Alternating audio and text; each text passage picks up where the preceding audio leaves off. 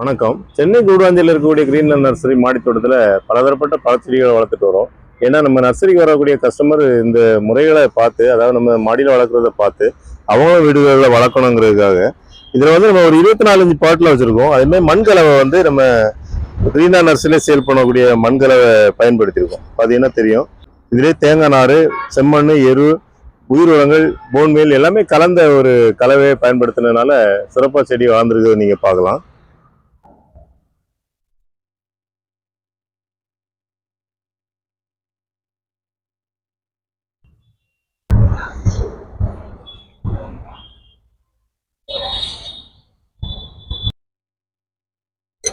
Super taste, ரொம்ப ஃப்ரெஷ்ஷாக இருக்குது, நல்லா இனிப்பாக இருக்குது.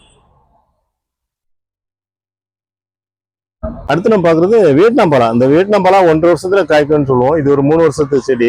அதாவது மாடியில் பெரிய அளவில் நிறைய காய்க்காது, ஆனால் நம்ம வந்து மாடியிலையும் காய்க்குங்கிறத நிரூபிக்கிறதுக்கு வச்சுருக்கோம். அதாவது மாடியிலையும் காய்க்கணும்னா தரையில் நிறைய காய்க்குங்கிறத மக்கள் புரிஞ்சுக்கணுங்கிறதுக்காக இது ஒரு பெரிய தொட்டியில் ஒரு 24 பாட்டில் வச்சுருக்கோம். நம்ம இதை பனானா சப்போட்டா, இது பனானா சப்போட்டாவும் மாடியில் நல்லாவே காய்க்கும். நிறைய பழங்கள் இதில் அறுவடை பண்ணிட்டோம். நாங்கள் மட்டும் இல்லை, வவால் கூட நிறைய பழங்களை சாப்பிட்டுட்டு போகுது. அந்த மாதிரி நிறைய காய்க்கக்கூடிய ஒரு வெரைட்டி இந்த பனானா சப்போட்டா.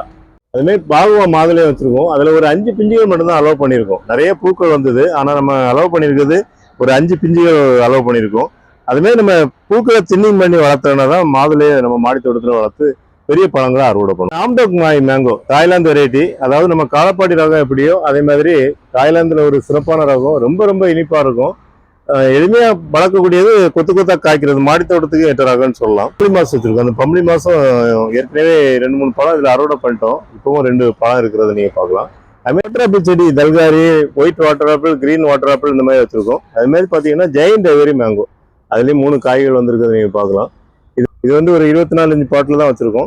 இதுலயே வந்து காய்கள் நிறைய லாஸ்ட் இயரும் வந்தது, இந்த வருஷமும் வந்துருக்கு. கைத பூச்செடியும் மாடியில் வச்சிருக்கோம் பாருங்க, ரொம்ப பார்க்குறதுக்கே ரம்யமா இருக்கும். அதாவது வெயில் காலத்துல மொட்டை மாடிக்கு வந்தோம்னா பார்க்கறதுக்கு ரொம்ப நல்லா இருக்கும்.